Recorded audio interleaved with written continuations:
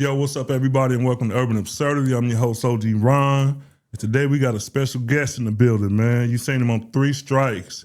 You seen him on Eve. You seen him on Soul Plane. Let's make some noise for Brian Hooks. Yo, yo, yo. What's good? What's good? What's good? Yeah, my shit didn't work. I had a stiff button right there.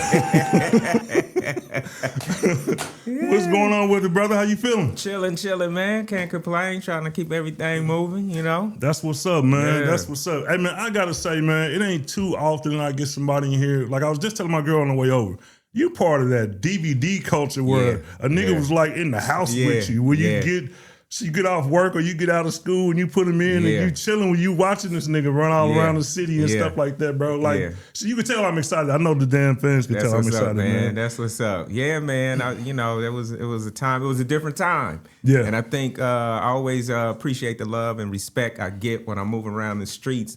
And I think most of that is because it's so nostalgic, like you were saying, and it just reminds you of a time that was different when you was in the house with the DVD and so on and so forth. So, you know, grateful to be a part of that, you know? Yeah, and then it was just like, bro, I think you gotta be the most relatable movie character ever. It was like, I know you was acting, but when I think the reason people love and respect that character is because it was like we felt like we knew you. It felt like you was the dude down the street, even though we saw the palm trees, we knew it was California. But I grew up in Chicago. Like you could have been that dude just a couple of blocks over. How did that make you feel when people come up and be like, bro, I love that character? Or did they call you Rob when they run into you? They do. They call me Rob. You know what I mean? And I think that character was just that. It was so relatable. So even though it wasn't in your city, you know what I mean, or in your hood, you knew somebody in the hood, in your neighborhood, in that area that was that guy. You know what I mean? And so I think that's why everybody sort of gravitate to the thing. And then if you know anything, you know, about the hood or just your neighborhood, wherever, it's just all these situations, these random shit always coming up. Always. And so whether you experience something like that or something that wasn't like that, but it was like that. And I think that's why everybody relate, you know. But that Rob character, people just feel like it's their homie.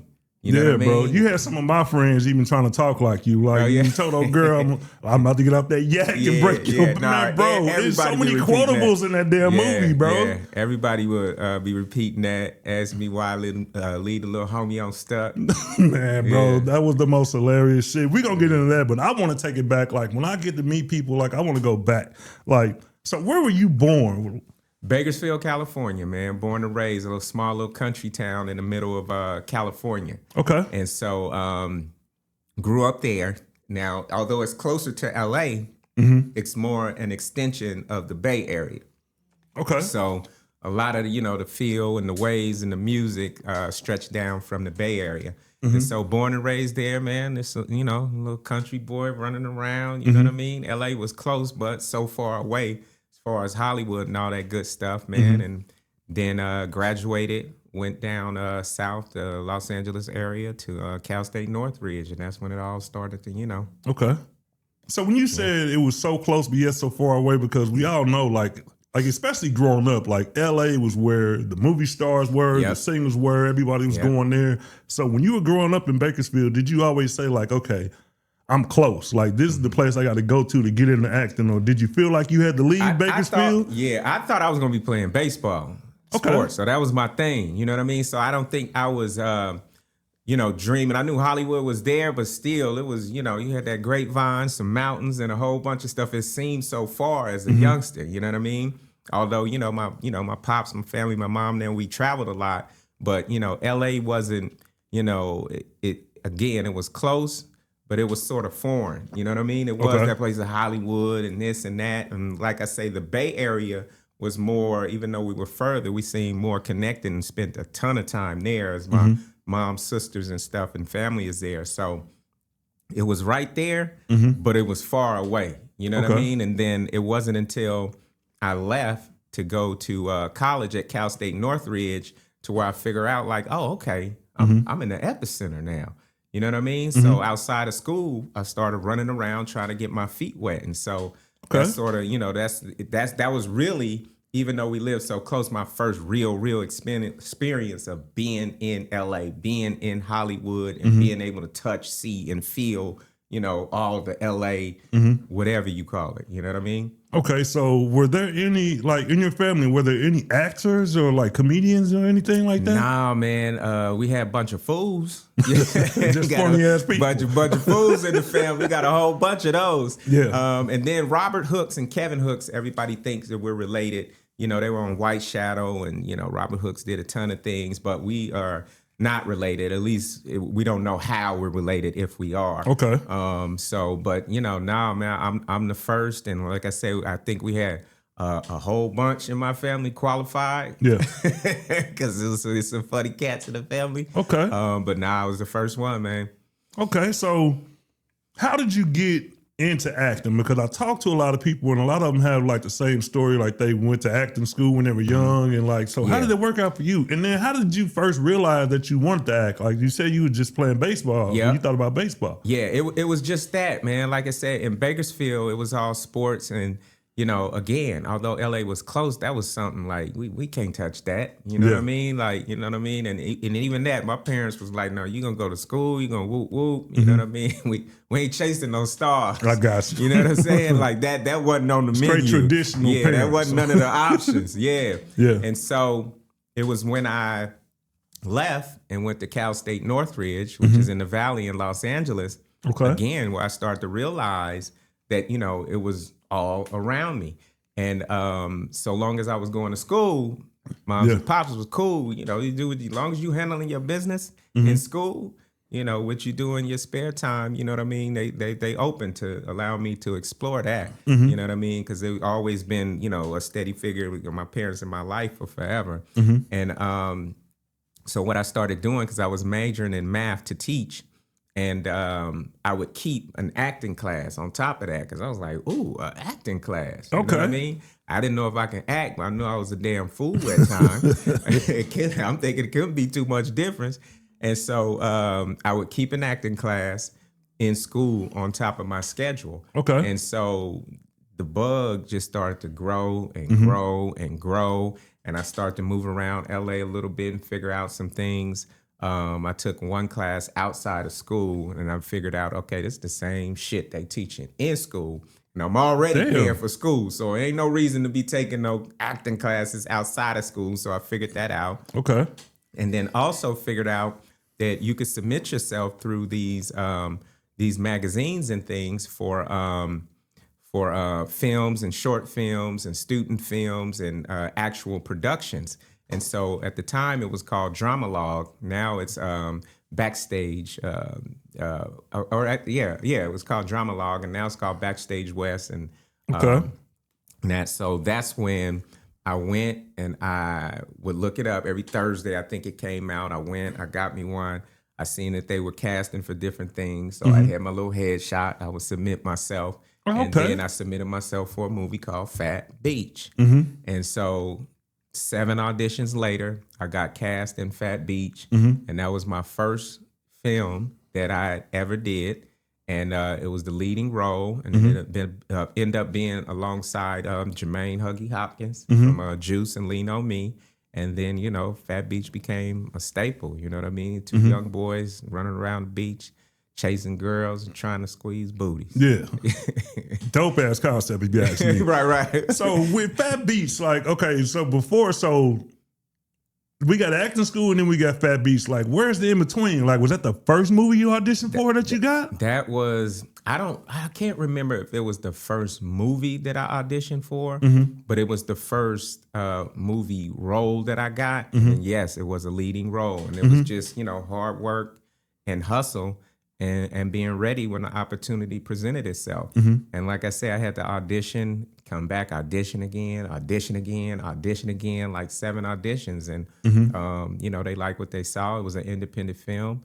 And they cast me in the leading role, man. And let me tell you, although that was, you know, chasing girls on the beach, man, I approached Fat Beach like I was doing Shakespeare on Broadway. Hell yeah, you got and then he grabbed the titties. Like I in my mind, I was like, yo, and so it was real business for me, man, because I realized, man, I'm from Bakersfield, man. Like it's an incredible opportunity, man. Dove into it, and the movie became, a staple. Just, the people, you was too young and you was sneaking and watching it. Yeah. Or it was that, that coming of age, hip hop and booty movie that you just, you love and you watch over and over and over. And I run into people to this day who like, yo, I grew up on that Fat Beach. I kept it bro. on that. Yeah, so. That was in everybody's DVD collection. Yeah, man.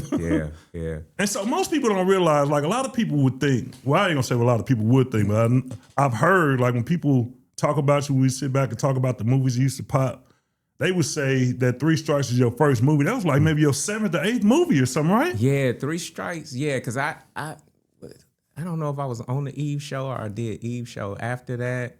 But I had done a handful of independents before then. And so with the On the Hills of Fat Beach, again, I was at Cal State Northridge and I had a buddy, Barry Bowles, who's in the film program. I'm in the acting program. And after Fat Beach, you know what I mean? I was still, I was going to school until that point, and then the whole thing when Fat Beach dropped, like, okay, things slow down.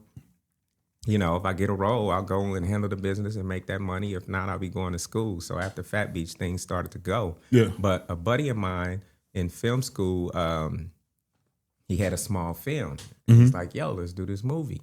And we put some change. I think he said he needed a couple more, $1,000 or something. He had raised like 10 grand gambling. He used to gamble at those games. And then I think I put in like $3 grand because I had a little change for some of the things I did. And we went out and we made this movie called Q. And when we finished, it was absolutely horrible. But it was 90 minutes. Yeah. And it was funny. And so it was coming on the heels of Fat Beach that it went crazy on DVD. I think we did like 4 million at the box office. God damn. And then on DVD, it did like 4 or 5 times that. It just kept going. And so this independent distributor was like, yo, they seen like, yo, the numbers of Fat Beach. So they was like, yo, we'll take a chance on this Q, even though it wasn't the greatest movie. It was funny and it had me in it. Yeah. And so that movie we made for $12,000, $13,000 ended up making $800,000 on DVD. God damn. Yeah, man. And so we sort of accidentally, on purpose, sort of figured out a little niche to where we can do what we want, how we want, when we want, without anybody, gatekeeping anything. And so we found a little niche, and that's when we went on a run of smaller independent films that people were enjoying. And, and that's when it was like, yo, you the king of DVD. Yeah. Because we were, the films were making crazy amount of money because it was sort of before anybody thought to like, well, why would we make a movie and it goes straight to DVD? You know what I mean? And again, we sort of accidentally did it on purpose. Yeah, bro. And so, with Q making 800,000, had one Nothing to Lose made like over $4 million. Then they stopped reporting and cheating us. This shit gonna keep going. We gotta get these niggas out the way. And so Chat Room made a few million. And so studios at the time started figuring out like, wow, this is crazy.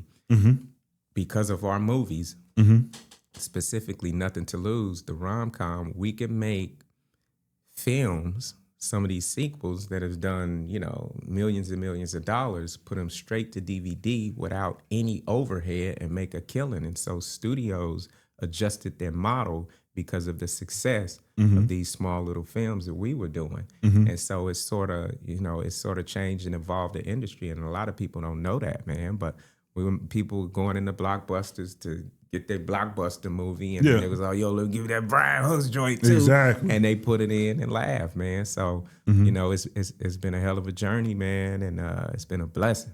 Okay. So you were already an established actor when it came, before Three Strikes came, and like just busted on the scene, like especially as far as like the hood, even though it like definitely transcended every damn genre and just kept on going. So how did Three Strikes come about? Because like I've heard a few names thrown out there, but I was like, I heard it was a few people that the movie like could have starred, but Brian Hooks comes out of nowhere. Yeah. Well, like as far as like we knew out of nowhere, like when we know your story, we know you were around. But like you came and stole that. I mean, got that role. So how did that come about? I see now it's like everybody. It's about 50 niggas. It's like, you know, that's supposed to be me. That's why I didn't say no name. It was me. I'm watching like, oh shit, you know. I was watching a podcast the other day and somebody said it randomly. Like, where'd that come from? A lot of everybody, man. So apparently now I was the last and only nigga they didn't want that they wanted. I was like, God damn, okay. So a lot of that shit news to me. But I will say in any film, you know, 9 times out of 10, they don't get the, you know, the person who they gunning for because of scheduling or this or that, or it doesn't work out or whatever it may be. So all that is, you know, logical and possible. For me, I know that DJ Pooh wrote the movie for Chris Tucker and Snoop Dogg. Okay. So Big Tone, with Faison played, was supposed to be Snoop and Chris Tucker my role, but Chris blew up. Yeah. After that Friday, and he was on the moon. You know, Snoop Dogg was on the moon with him. Yeah. And so then they started searching for the next person, and I imagine it was a lot of names and whatever thrown around, but you know what I mean. You know, it was for that old country nigga Brian Hooks at the end of the day. You know what I'm saying? And so I did end up meeting with Pooh, Red, and then I think the same thing that connected with the people and audience who loved the movie is I think what Pooh saw in me and the casting directors just a naturalness, you know what I mean? To where, you know, with that role, I wasn't, you know, looking for jokes, right? But just staying true to the, you know, the motions of what was happening. You know what I mean? As crazy as shit was, this thing was, you know, in front of her, he was scared as shit in a crazy situation and trying to figure it out. And then I think that's what registering with folks is just like just the authenticity and things like that, man. But DJ Pooh ultimately put me in the movie, man. And a shout out to DJ Pooh. He's a incredibly talented dude that has done some amazing things. He, you know, from the Grand Theft Auto games, a lot of people don't know that, you know, he wrote the San Andreas one, I believe, and he was behind Dre and all them coming on board for the most recent ones. So he just be over there counting money. Man, I think DJ Pooh is hella underrated, bro. Yeah, like Pooh wrote Friday. Pooh wrote 3 Strikes, The Wash. Yes, sir. And a lot of things you look and see, you know what I mean, whether it be music or movies, and DJ Pooh is behind the scenes on it. So, you know, he's a genius. And he's funny on screen, too. Hilarious. In the Wash, where they was hitting them switches in that damn chorus, bro. Dude is hilarious, bro. Red on Friday. Like, Pooh is a genius. Yes, sir. I believe that. And so, you know, he blessed me. He trusted me, you know what I mean, with his with the character. And, you know, like I say, allegedly, it was 150 other niggas that passed. It did me. Well, I think the right person got it. So now that we own 3 Strikes, bro, how did 3 Strikes change your life? Like, I know it's huge now, but now I've started thinking about, like, okay, like in the moment, what was it like then? I think in the moment, like when we were filming it, again, I was there for the work. And I didn't know, I don't think I knew exactly what it would or what it could be. I just had my head down doing the work, and I knew it was a blessing that I was there. Yeah. And so as we were filming, though, me personally, I started to feel like, yeah, no, this is gonna be special, because it was just everything was so organic, I should say. And it was just, you know, the natural, you know, the hoodness and the realness was so organic. And the players around, from DJ Pooh to Faison to Mike Epps to Monique and to, you know what I mean? And everybody who was around and a part of the film, you start to feel it. And when it came out, you know, I think 3 Strikes did like 10 million at the box office, you know, and so it was a heavy awareness. And then I think it's something that just like wine just matured with time. And I think it's like people are more passionate about 3 Strikes today. Yeah. even though they enjoyed it back then, now they like super passionate about it. And I think it's I don't know, I think it's just something real special about that film. You know what I mean? I mean, you can't get it nowhere. You know, I was just about to say that. I tried to watch Three Strikes like a couple nights ago. I'm looking everywhere. I'm like, where the fuck is Three Strikes at now? You can't get it nowhere. Like, folks was reselling the DVDs for $70, $80. Bro. And it's just sort of this hood classic that just has this mystique around it that everybody loves. And I think it's just a special film. But I would say now it's just more, I think it's bigger now than it's ever been. It just keeps continuing to go. I'll have people walk up to me from Africa saying they watched it in French, dubbed. And so it's stretched across the world, man. And, I'm talking with me and Pooh are talking to try to figure out, what to do next, if anything. You know what I mean? If we actually do a part 2 or not, and certainly the movie gonna be available soon for y'all to stream. I was just about to say, because now I want to watch it again. Even when I was looking at the names like DeAndre Bonds and George Wallace, like when I seen George Wallace's name, the first thing popped up in my head was like, tell him don't bring that heat over here. Don't bring that heat over here. Bro, there's so many gems in that movie. Y'all got to get that back on streaming. I got to see that shit. Yeah. Okay, so now we go from all right. So The Wash. I want to talk about DJ Pooh real quick because I think The Wash was after. The Wash was after Friday, and it was after Three Strikes too. Yeah, and Three Strikes was before that. So knowing that you working with DJ Pooh and the way Friday had took the hell off and Chris Tucker had blew the hell up, was that in the back of your mind? Like, I'm working with Pooh, this nigga writing hits. Yeah, Chris Tucker was the star of Friday. This nigga gone. Yeah.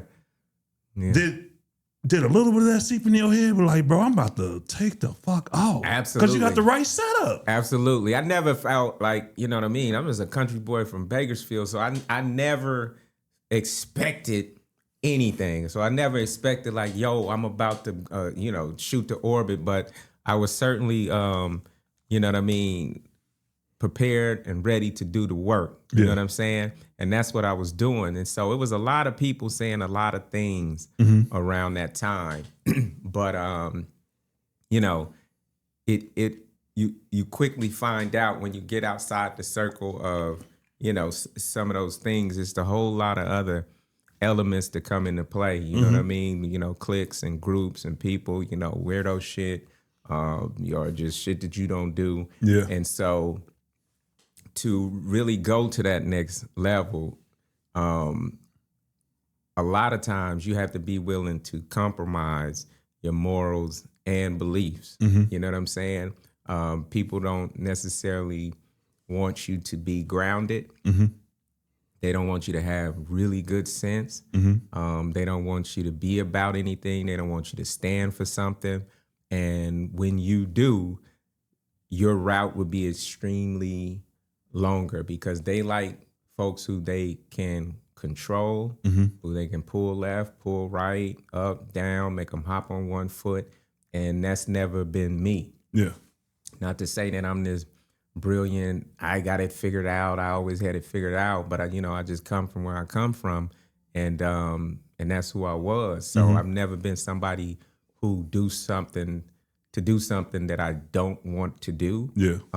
Just in hopes of, being able to be accepted or a part of such and such. That's just not who I am. And it's not how I was raised. So as things start to evolve, I quickly figured out that it wasn't so much about the talent or even how hard you working, but who you know and what you willing to do. And I've never been able or willing to compromise my morals and beliefs and have my kids looking at some dumb shit. Yeah. You know what I'm saying? I got your daddy with some bitches out there with him in baby oil from head to toe. Like, you know what I'm saying?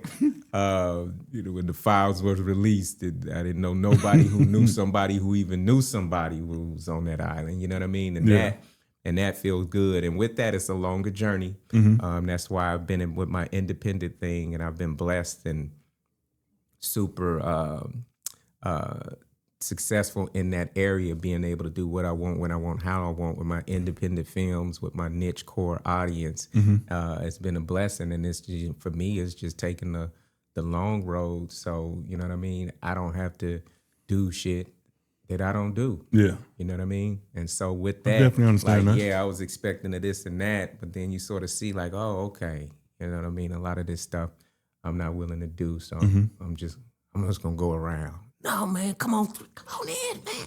All you gotta do. I'm like, I'm looking at people in there. I was like, oh shit, Ian. Nah. I'm just gonna go around. Yeah. I'm gonna go around. I don't know why. I see y'all later. Yeah, I get that, You know what I mean? bro. Yeah, so, you know, and you see what the things coming out now, what you're hearing, you know, a lot of things being leaked. It's a different kind of industry, man. And so I just feel blessed that, you know, God threw me that ability to be independent and make these, you know, smaller independent films that I can do when I want, how I want, with who I want, and to be able to make a living. And so with that, like, you know, your face not gonna be on some, you know, 50-foot billboard on Sunset, but if it affords you enough money to be able to do some cool things, and do what you say you love, then that should be enough. And for me, it's enough. Now, I'm motivated and hungry, and I stay pushing to get to the next level forever. But I also am grateful for, again, what, you know, God has put on my lap, and the ability to make these independent films that people, you know, love, and be able to make a living doing that. Yes, sir. And so outside of the movies, how did the Eve role come about? Like, was that something you had to audition for too? Hell yeah. Listen, they don't put you on TV without 50, 60 people seeing you. If anybody on TV, and you don't just get on TV. Now, sometimes you know, be at, you know, somebody's house the night before, and you can get put on TV like that.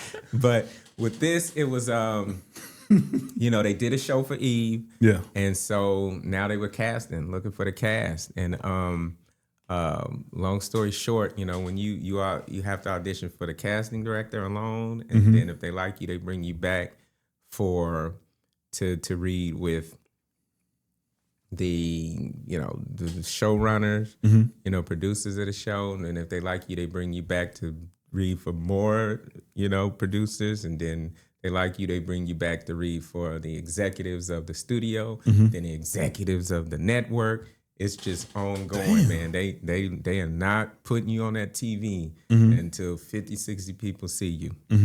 And so with that, it was just audition. And that came down to, they have that they call testing.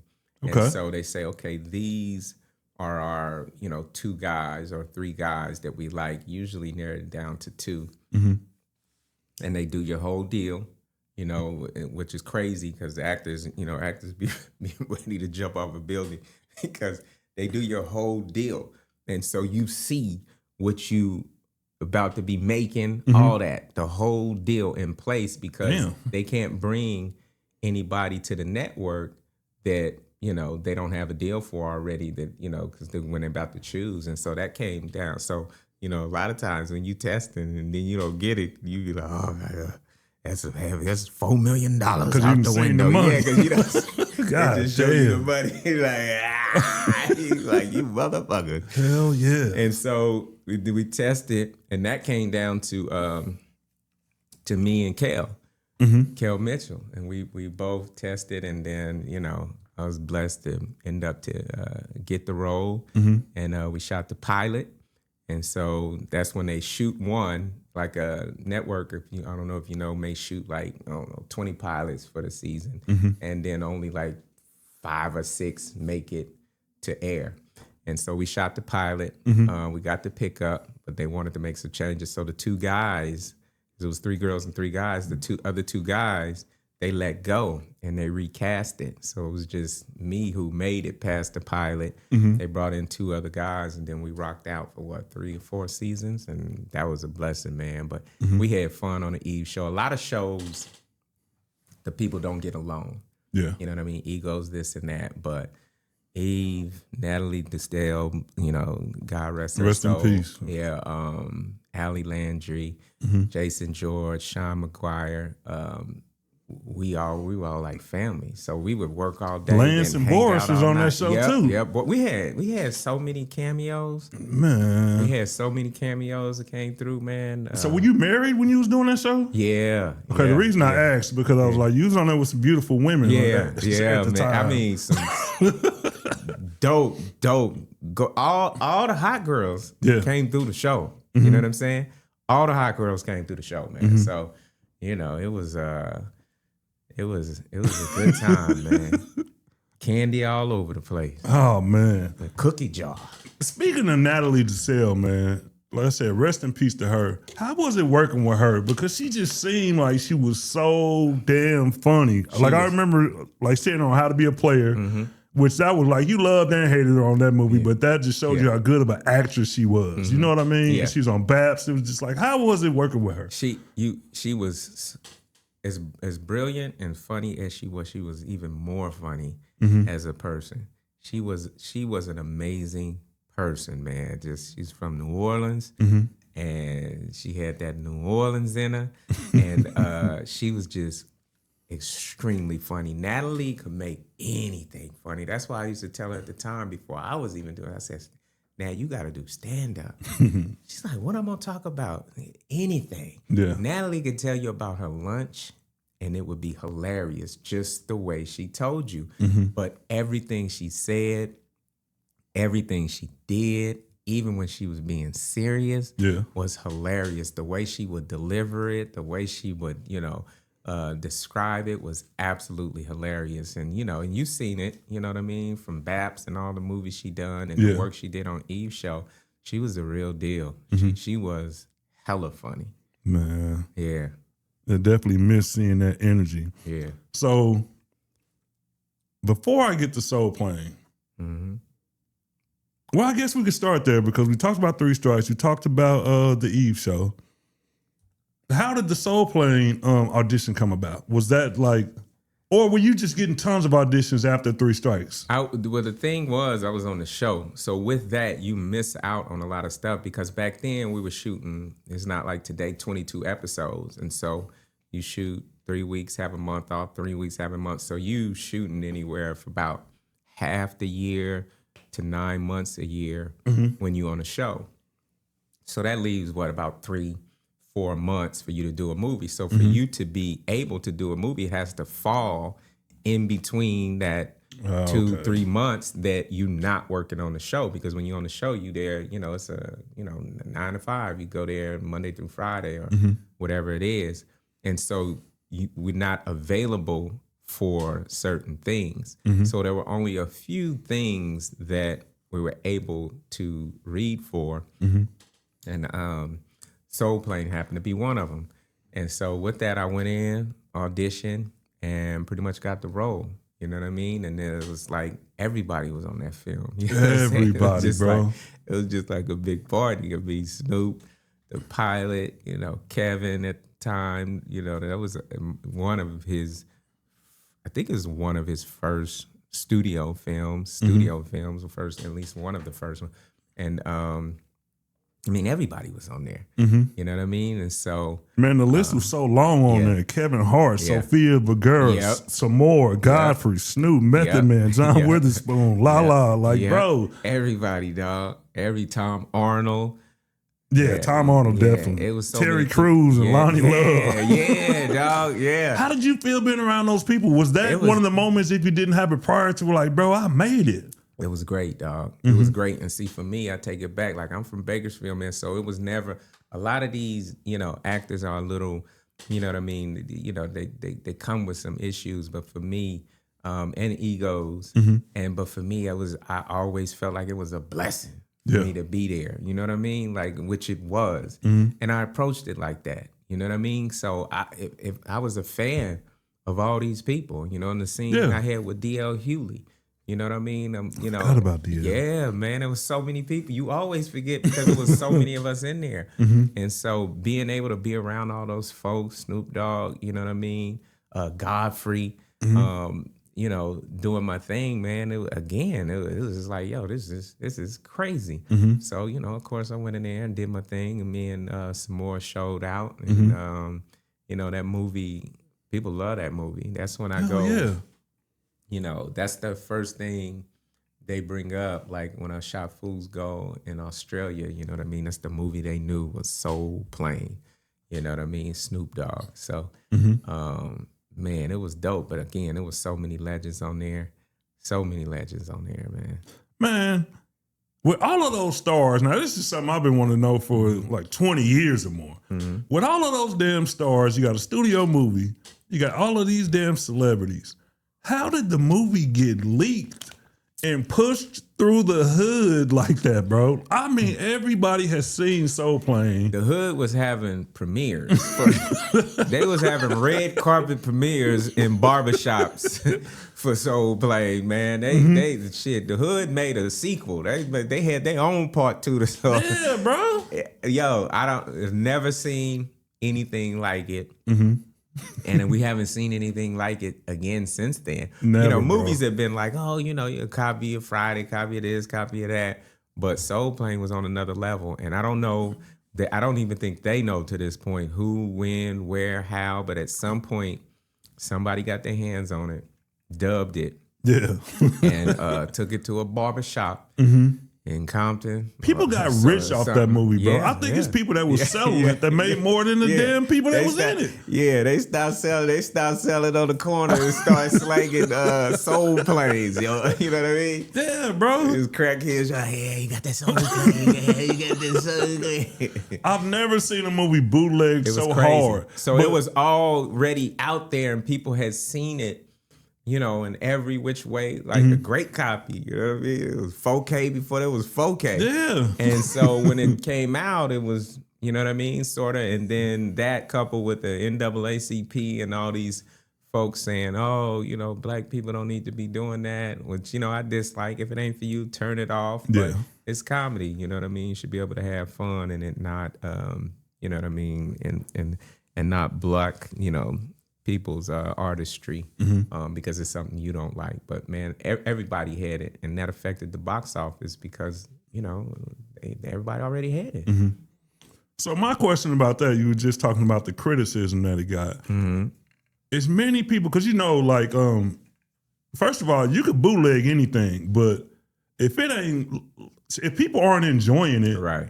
Then everybody is not going to see it. That word of mouth on that was crazy. So why do you think it got so much criticism at the same time being one of those replay DVDs that we watch over and over and over again? Like, it doesn't seem like those two should go together. Yeah, I think it was a few loud voices, and I think I remember the NAACP and folks, somebody denouncing the film and saying that, it made us look bad as a people. And so to your point, I think the audience that it was for loved it and knew what it was. They didn't watch that and feel bad about themselves. They didn't watch that and feel like, oh, black people ain't such and such. They watched it for what it was, comedy. They used to make the airplanes back in the day, the white folks and, the Naked Guns, and those are spoofs. And it was comedy, and it was just built around, stereotypes. Was that Leslie Nielsen that was in those movies? Yeah, you know what I mean? And so when we made ours, that's what it was. And it was funny. And I think it was just a few voices who spoke out against the movie, and it just sort of snowballed. But that's I never like that. If it's not for you, just turn it off. You don't have to support it. You don't have to see it. But if there's an audience of people who are mature enough to go and see it and laugh and whatever, then allow them to have that. You know what I mean? We can't be, fighting and talking down like nobody was killing nobody. It wasn't no violence in the streets. It wasn't no drugs on the streets. Like this was a movie with funny stuff in it, and so there's no reason to create no hate campaign towards a film. So now, Soul Plane. So now you got, well, you probably had more than that because Fat Beach eventually went on to become like a cult classic too. So now you got at least 3 cult classics under your belt. So now as I said, the people don't do their research would think you disappeared, but as like we know you've been doing independent films like you've been around for forever. But for the people who say like after Soul Plane, like what happened to like as far as like the liftoff that we should have seen? I know you talked about Hollywood, but I was just like, man, I would just say we just expected. We were just sitting around waiting, it seems like. Like as a fan, because I didn't do a lot of research then, I was just consuming entertainment as just a customer. You know what I mean? I wasn't really looking for the behind the scenes stuff. But it just seemed like we were just waiting on you, bro. It just seemed like you were set up so fucking perfectly, dude. Yeah. So why would you say that Hollywood, well, first of all, I got to say this. Was there any jealousy because of that? Like those leading roles that you had? Because you had a lot of them, it seemed like in a short amount of time. Yeah, absolutely. Absolutely. Absolutely. You know, it is a competition. Yeah. You know what I mean? Like, as I say, I step onto the set and if I'm a fan of you, I'm a fan. You know what I mean? And that doesn't leave. It doesn't come with, you know, an ego or aura like that. But, you know, with some people is, you know, I don't want him around because he's talented. You know what I'm saying? So, not to be whatever, but it wasn't from a lack of talent.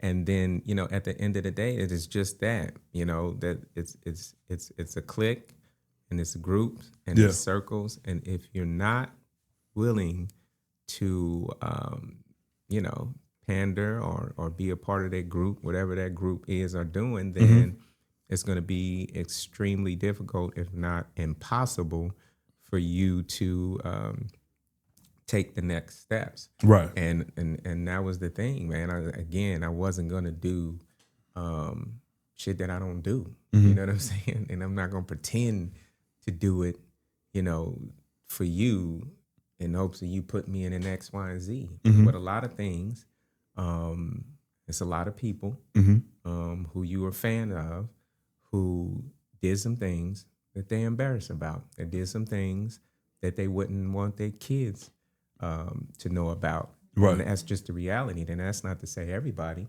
I don't know what everyone did, but a large majority did some things on the scale from 10 being worse and 1 being not so bad, but somewhere on that scale, they compromised their morals and beliefs to take steps. You know what I mean? And it's no, you know, you see some people who are extremely, I always say that, extremely, who you like, man, they got it. You know, they A-list, they doing this and that. And it's like, but they sad. You know what I mean? They got a drinking problem. Yeah. And they got a drug problem. You know what I mean? Oh, they what? They killed himself. What do you mean? You know what I mean? And a lot of that is, you know, you can't play hide and go seek with yourself, right? Exactly. So when you do X, Y, and Z to get to a spot, and then you get there, you have to look yourself in the mirror. You know what I mean? And sometimes some of the things you've done to get there is shit that you can't unthink. You know what I mean? Things that you can't unsee, and that makes it hard. And that's why people bury themselves in, you know, drugs and alcohol or whatever it may be. And again, that's not for everybody, but it's a large majority in that industry, which again, things are coming out now that like, he did what? He was with who? They, you know, they went to what island and so on and so forth, that you see that that's why these people are so, you know, dependent on substances and things, because it's hard to wake up knowing you did a whole bunch of shit that you didn't want to do to get to where you're at. And again, for me, I was never willing to do that. And I wasn't going to pretend that I wanted to do that. I wasn't going to try to, you know what I mean, trick nobody into thinking I don't want to do it. And so if that's what I have to do to get to, you know, the A whatever level, then I will never be there. And again, but God bless me with this ability to make these independent films to where, again, I can sustain myself and keep on punching and moving forward, man. But I think, you know, that you know, that burst to, you know, to the moon was, you know, me not being willing to, you know, sort of, you know, pander towards whoever I needed to such and such. And then there's been some people who, because I wouldn't, you know, pander and do X, Y, and Z, who were in position to, you know, who were positions to, you know, affect my career in the prime who did just that. And it was like, you know, if he's not gonna X, Y, and Z, then he won't ABC. Yeah. And that was over a period of maybe a decade and a half, you know, to where you sort of had to go through there to be able to, you know, be a part. And they didn't allow that. You know what I mean? But at the same time, it wasn't that's like, crazy, hold bro. on, wait, no, wait, I'll do it. You know what I mean? Yeah. And that's just what it is. And so it's really fucked up. But again, you know what I mean? You know, my journey is my journey. And ain't nothing you gonna do or say make me do some dumb shit that's gonna embarrass my kids ever. Man, I totally get that. And I was about to say too, I've heard like just watching a lot of YouTubers, YouTube shows, and you see interviews with people, some that you really recognize, some that were like maybe on the come up a little while ago that you may have forgot. You hear similar stories. Sometimes you might listen and be like, I don't know, but listening with your setup, ain't no way. Yeah. Ain't no way. Because I'm not a conspiracy theorist, but there's certain people I listen to and I'll be like, yeah, he telling the truth. And another thing, the reason why I really want to interview you, I've watched a ton of interviews from you over the years, and then especially like over the last week when I knew I was going to try to get you. You seem like one of the most humble motherfuckers I've ever seen in my life. And I say that because most people are not genuine. Most people you could just kind of listen to them and be like, bro, you playing, you know what I mean? You putting on. Yeah, because like right now the internet rewards people who just say this and say that and they just say shit. Right. But not only, like I said, from knowing your story and seeing your setup and shit, like listening to you, just like you a real humble dude. Where did that come? Where do you think that came from? Because a lot of people could not overcome Hollywood. A lot of people could not get to that close to those bright lights. Yeah. And hold on to their integrity. Yeah. You know what I mean? Yeah, absolutely. 99% of people would fucking fold, bro. Yeah. You know what I mean? And I would fucking love to motherfucking say that I'm not gonna do it. Yeah. But you could never, like, so I would be like, so you gotta do what? As long as there ain't no gay shit, now ain't no telling what I would do. You know what I mean? I'm not gonna say I would sell my soul. I would never fucking do that. But you see these people just now all of a sudden they worth $250 million. And you wonder what the fuck they had to do. Because you're not that talented. You know what I mean? You're like, he ain't that talented. I'm definitely one of those people that look at talent and be like, bro, I don't think you should be there. I don't care who. So and what's it's not going on? hating. It's just, I know talent. Like, when you really look at talent, when you really look at people who have really earned their stripes, you be like, why isn't this person way farther in their career? Not saying that you shouldn't have it, but there are a lot of people that should be up there. You know what I mean? So I think, man, you know, a lot of people say I'm humble, but I am humble. You know what I mean? It sounds like it, bro. It's not something that I do. It's just who I am. You know what I mean?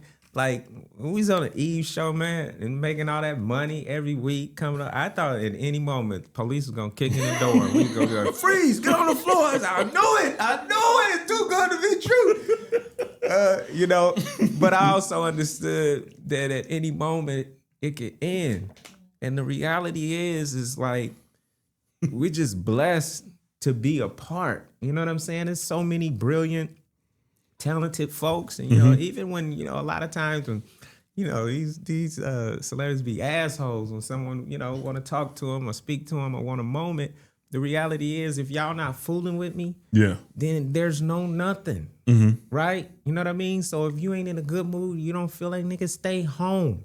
Exactly. But if you out here, you know, and somebody want to say what's up, they should be able to, man. But it's just how I raised. You know what I mean? My daddy did construction.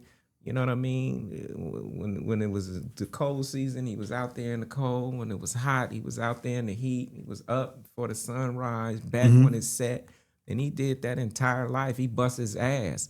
So for me to be able to do this and make, you know, great money, like, you got to keep that shit in perspective. You know what I mean? Like, nigga, is you crazy?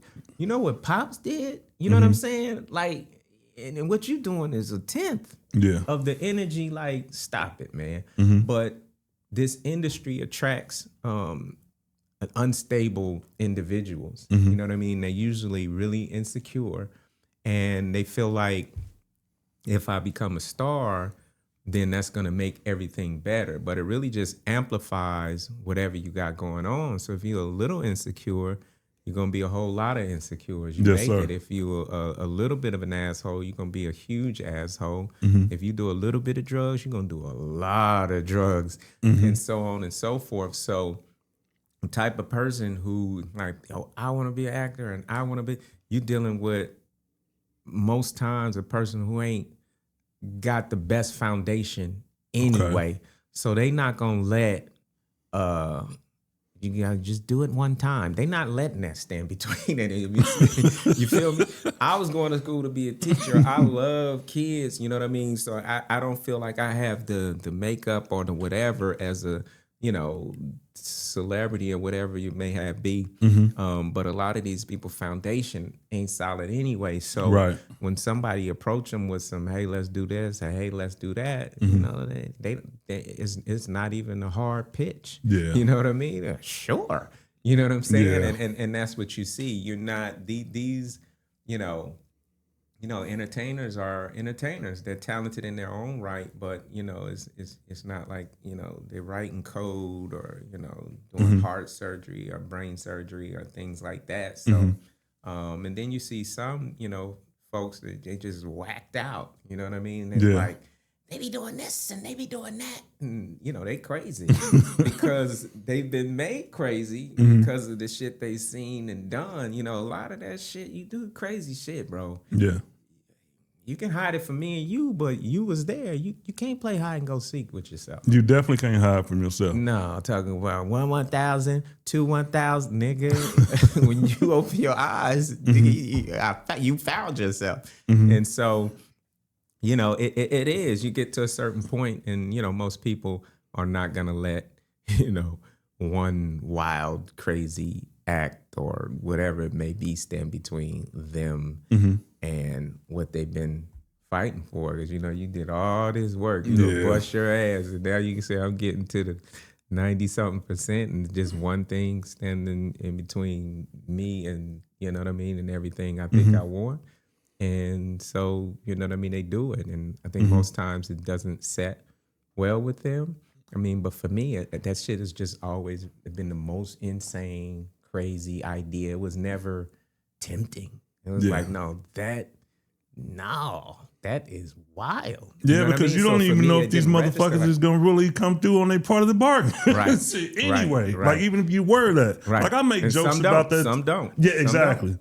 And those probably the people that end up taking themselves out of some bullshit because you let That's somebody what play you. Yeah, running around crazy, and you know what I mean, and you know, lost in Hollywood ain't, you know what I mean. That's the ones that get, you know, doing a whole bunch of shit you didn't want to do, you would never do, and now nobody picking up the phone, and then you have the others, and you did so much shit that, you know, they're like, you know, I'll pull the plug on your shit at any moment. So, so you know, get over here and do what I need you to do. It's crazy.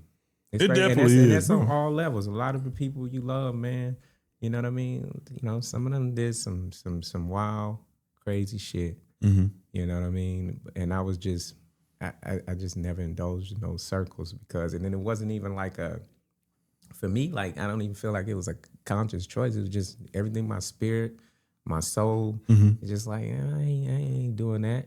I don't even need to be over there. Exactly. You know what I mean? So, but with that, you know, your journey, you know, like you say, where he at? Like they not fucking with him like that because, you know, he's not, you know, part of the team, so to speak. It is what it is. But, you know, God keep pushing me in the direction he want me to be. And, you know, you also have to set, you know, what success is for you. If I can make a movie how I want, I always say this, when I want, with who I want, and make a really good living off of it, is that enough? Well, yeah, it should be. You know what I mean? So what are you doing? You say you want to be an actor, a filmmaker, are you doing that? You making money? Or do you just want your face on Sunset on the billboard? You know what I mean? That's a different kind of thing. Do you want to do this or you just want to be famous? There's a lot of ways you could be famous. They might be very respectful, you know what I mean? Things that have to happen for you to do that. But, you know, so you have to define what success is for you in this industry and what you want. Right. If not, they'll do it for you. And then, you know, before you know it, you done did a whole bunch of shit you didn't want to do. And so for me, again, you know what I mean? If God's like, okay, Brian, I'm going to give you the ability to make movies how you want, when you want, with who you want, and you're going to make good money off of it. And nigga, what else is there? Exactly.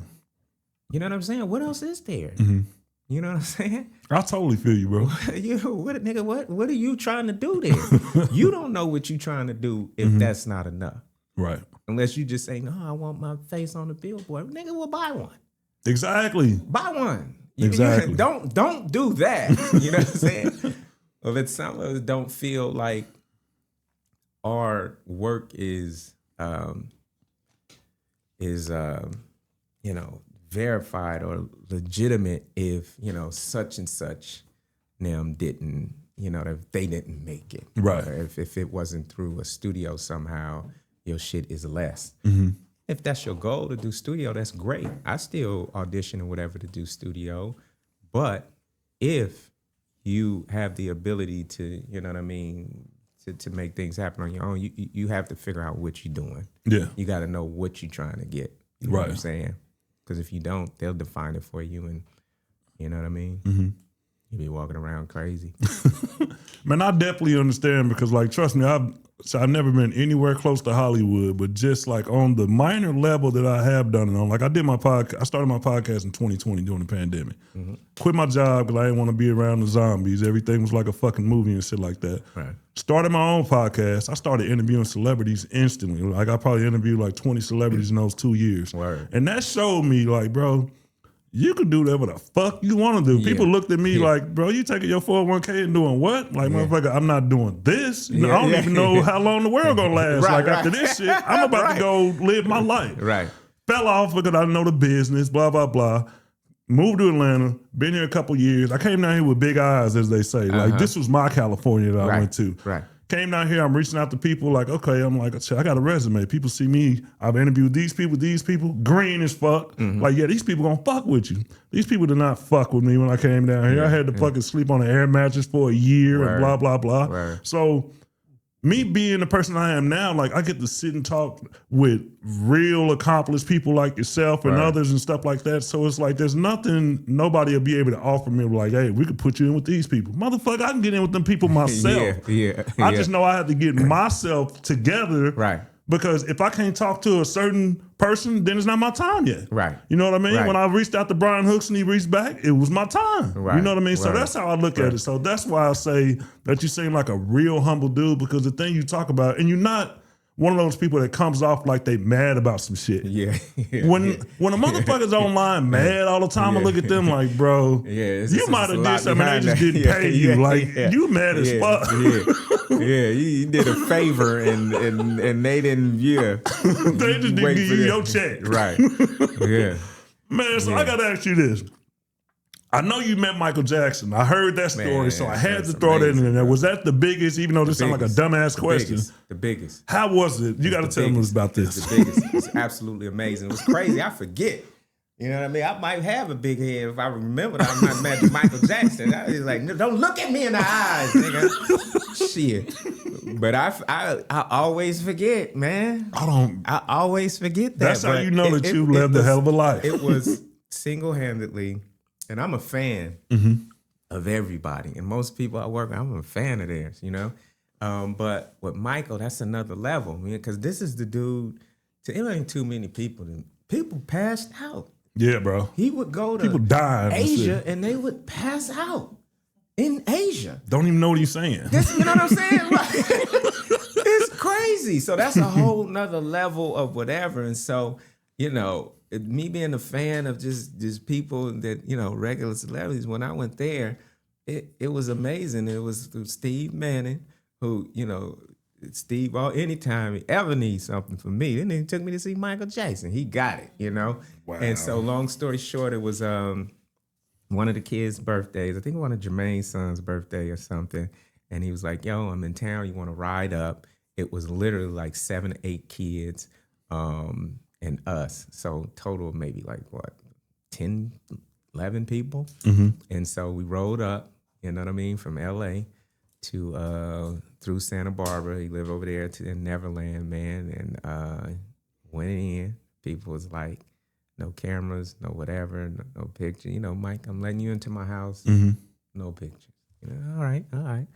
And so we got in there, looking around, walking around, went into town there to see all the animals and shit. Yeah. And so we sitting and I don't know if it was Bubbles. I don't know who it was. It's one of them monkeys.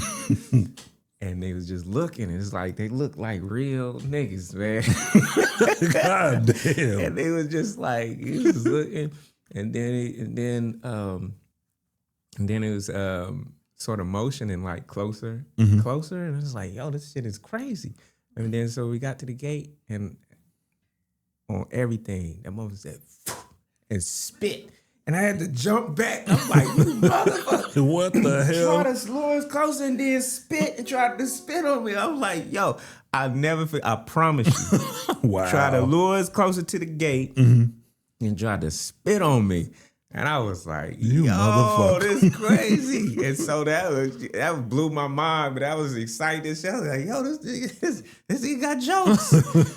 So we walked around, whatever, came back, walked back down to the basketball court was closer to the house. And then go-karts was to the right. Walking back. And so the kids were, his kids was riding the go-karts, I think at the time. And then all the boys wanted to play basketball, so they sat in the bleachers watching them play basketball. And then that's when that nigga started walking out from the house. And he said, oh, shit, here he come. You know, nigga said it while looking, like, yeah, oh, shit, here he come. Nigga, trying to look in his peripheral. And Mike just started walking back over, and it was, and he walked up to the bleachers, sat down, and then immediately started going in on people talking about who wasn't shit. Oh, It's shit. nigga shit. Just like that's when he's like, yo, he a real nigga. This nigga's a real All nigga. that bleaching, whatever, the nose job, this are still a real nigga under that skin. Damn. And first before that, he was like, oh, it's so hot in here. Can I use your hat? Like, hell yeah, nigga, my shirt, nigga, my drawers. I sit out this motherfucker butt naked, nigga, whatever you need. And so he put my hat on. And so I'm not hearing everything because this is surreal. Yeah. So like, he just talking, going in on people. So at least like a minute and a half, all I'm thinking is he got my hat on. You know, like 2 minutes, 4 minutes. He's like, look at him. He got my hat on. So I'm missing a lot. And then he was just chopping it up, man, just like real people, man. And then ultimately, you know, he got up and he left just after I'm telling you, like real, like we talk about humble. There was no, I'm Michael Jackson. It was just some regular shit. And then he ultimately, when he left, he kept my hat. Like I knew he was keeping the hat when he kept the hat, but I wasn't gonna be like, oh yeah, can you? No, bro, that hat is worth more with Michael than it was with me. And Damn. Steve Manning, you know, we walking around, we riding the rides. We went into the theater, and what's crazy is like, you know, they say this, that, and other, you know, with the kids and stuff, and I don't believe that after meeting him, you know, because when you go into the movie theater, he had like, you know, the seats. And first of all, I was just tripping off, like, they had a whole concession stand and it was all free. Like, oh shit, free popcorn, free juju beans.